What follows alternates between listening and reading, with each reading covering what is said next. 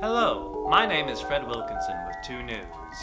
On tonight's show, we look at the case of a millionaire, Shrivis Malcolm, who decided to break out of an Orange County prison in order to retrieve 50 keggers of beer and bring it back to the installation. Here's IC Nono with the details. Thanks, Jim. It was 2:30 in the afternoon when Orange County inmate Shrivis Malcolm decided that it was 5 o'clock somewhere after requesting 7 blocks of C4 explosives from the prison mailing system for what his lawyer called religious purposes. Shrivis Malcolm lined the outside wall with said explosives and used resulting explosion to escape custody. Police say that outside the prison, a delivery truck with an order of 50 keggers of beer was waiting outside the fence. However, as authorities were already rushing to the address, the first break in the prison wall, Malcolm's route of return, was cut off. It was then that Malcolm decided that he would make his re-entry by driving the truck through the checkpoint and into the main prison yard. While the officers on guard attempted to thwart Malcolm's plan, the bullet holes that made their way through with the keggers ended up being what the inmates used to consume the beer from its containers.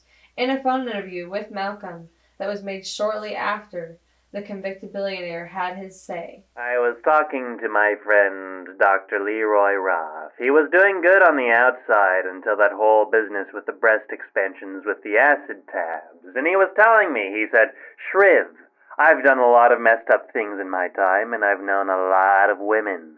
And the one thing I learned from all of that is that no matter if you're on the inside or outside, you're still in a cage. So why not just work on making the cage you've got a little bit more comfortable?" And I said, "You know what, Leroy? I don't have any clue what the hell that's supposed to mean, but why don't I break out of here and get us a beer or two, huh?" Shrivis Malcolm is currently being considered for parole, but his incident might not help his odds. With 2 News, this is IC Nono, back to you. Thanks, Nono. In other news, Senator Dolph Minger was caught by whistleblowers trying to stage a public affair with a woman he hired to pretend to be his mistress.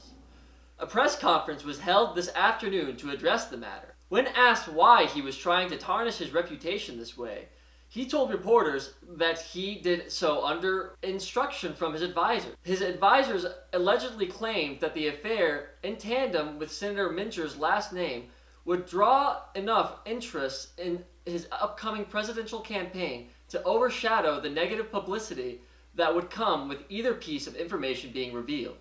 Mincher himself was quoted saying, "We started the heat now, so the roast would be done by Election Day." And now for a look at today's weather, brought to you by Nobo Cereal.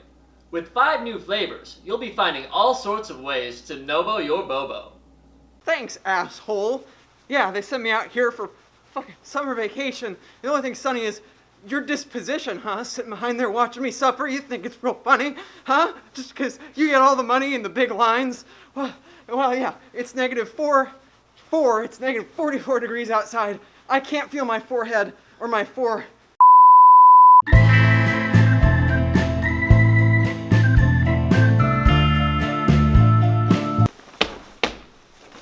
Back to you, Jim. And here's Miles with the sports broadcast.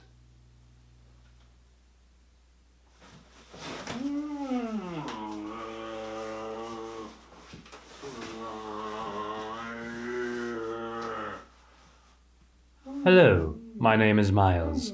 I will be hosting your sports today, translated through my good friend, Jimothy. Thank you, Jimothy. Alas, I am here to talk to you about the sacred game of Tetris. As a matter of fact, it is a pleasant game to play. It is played many times today, as I shall illustrate.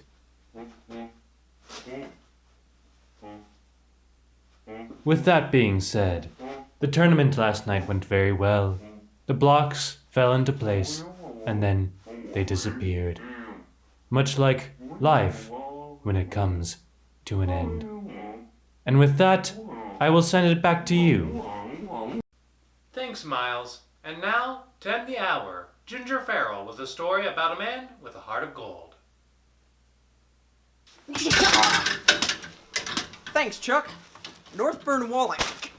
Northburn Wallite is a man without a home. That doesn't mean he doesn't have something to give. He shocked the entirety of New Jersey State when he donated $2,000 to the victim of a gang beating. That's right, Vinnie Portland, a man who was beaten in the backs of the elbows and the actual back, was speechless after receiving this gift from an individual he previously thought to be impoverished. When asked why he did it, he responded as follows. After a guy gets beat up like that, sometimes he feels like saying some stuff. And when a guy feels like saying some stuff, sometimes his jaw flies off. But $2,000? Guy doesn't have to talk a long time if they got that. When asked how he came upon such a large sum of money, Northburn revealed that he has actually met success in the homemade sugar industry by taking on a policy of private, discreet deliveries and keeping it all on the down low. Back to you, Jeremiah.